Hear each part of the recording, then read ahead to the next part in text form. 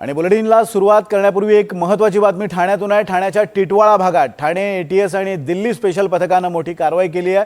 टिटवाळा भागात कारवाई करत पोलीस पथकाने 2 संशयित दहशतवाद्यांना अटक केली आहे।